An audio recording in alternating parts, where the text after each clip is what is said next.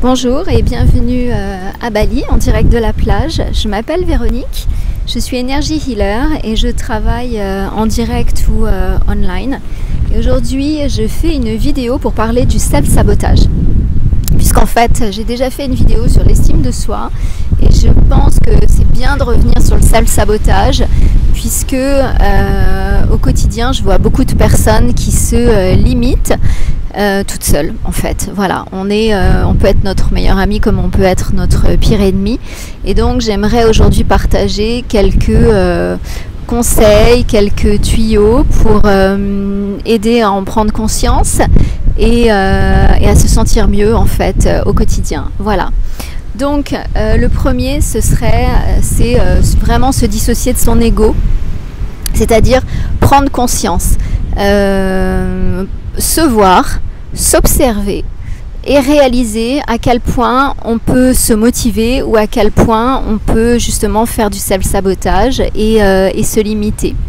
Donc ça c'est le premier des points, vraiment se regarder comme si on regardait une personne extérieure en fait, une autre personne. Voilà.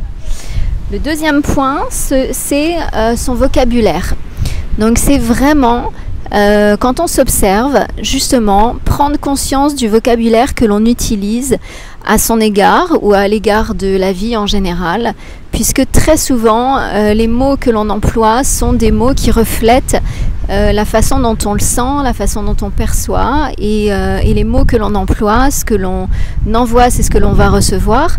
Donc les mots créent la chose et si on utilise un vocabulaire qui est violent, qui est négatif, qui est pessimiste, c'est la façon dont on perçoit la vie et c'est les événements et les opportunités qu'on va attirer. Voilà. Donc vraiment faire attention à son vocabulaire. Le point suivant, ce sont les excuses. Donc très souvent, on a tout un tas d'excuses pour ne pas faire les choses, on a tout un tas d'excuses pour ne pas sortir de sa zone de confort, pour ne pas prendre de risques, on a tout un tas d'excuses pour ne pas avancer. Et malheureusement du coup on se limite, on est les seuls à se limiter. Parfois vous pouvez avoir une opportunité mais au final comme vous ne croyez pas en vous, vous n'allez pas la saisir parce que vous estimez que telle ou telle personne sera meilleure que vous dans ce rôle-là et du coup vous ne vous donnez même pas l'opportunité d'essayer. Donc vraiment c'est observer quand on a des excuses et au final se dire est-ce que vraiment c'est justifié ou pourquoi j'essaierai pas et au final qu'est-ce que j'ai à perdre si j'essaye, parce que de toute façon si on le fait pas, on le fait pas, et puis si on essaye quelque chose et qu'on n'y arrive pas, au moins on aura essayé et au moins on saura, et puis si ça se trouve on aura la belle surprise de s'apercevoir qu'on est capable de faire des choses auxquelles on s'estimait pas, pour lesquels on s'estimait pas capable de faire. Voilà. Donc vraiment prendre conscience des excuses, prendre conscience que c'est nous-mêmes qui nous créons des limites.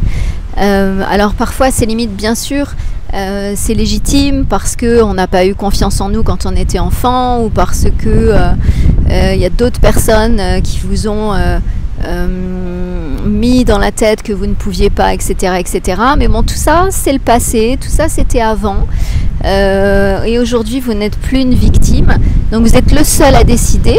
Donc c'est soit vous décidez de toujours croire en ça, soit vous décidez que aujourd'hui c'est vous qui allez le mettre à bord et c'est vous en fait qui mettez vos limites ou pas. Voilà. Donc le point suivant, ce serait utiliser des mots positifs. Donc comme on parlait tout à l'heure de faire attention à son vocabulaire, parfois c'est très facile de dire oh je suis nulle, oh mais quelle andouille, mais quelle idiote, mince, mais comment j'ai encore pu faire ça. Donc vraiment dès qu'on s'aperçoit qu'on parle de soi comme ça en termes négatifs, pouf, c'est le stopper et le remplacer par des termes positifs. Et aussi être extrêmement indulgent avec soi-même. C'est ok, on s'est trompé, ok, c'est une expérience. on aurait pu faire mieux, bah, c'est ok aussi. Voilà, on fera mieux la prochaine fois. Et c'est pas très grave en fait. C'est pas très grave et c'est faire en sorte que bah, la fois suivante, on en tire les enseignements et on fasse les choses comme vraiment on souhaite le faire. Voilà. Ensuite, alors un point important, oui, c'est être content de soi. Parce que très souvent, on n'est pas élevé dans cet état d'esprit. C'est être fier de soi quand on fait quelque chose de bien, être fier de soi quand on a réussi à faire quelque chose et ne pas avoir peur de le dire. Parce que souvent, on n'ose pas en parler, on n'ose pas le dire parce que on va croire que on a trop d'ego, etc. Mais vraiment, si un jour vous aviez prévu de faire telle et telle chose et vous l'avez réalisé, bah c'est oui, être content et assumer le fait d'être content. On est...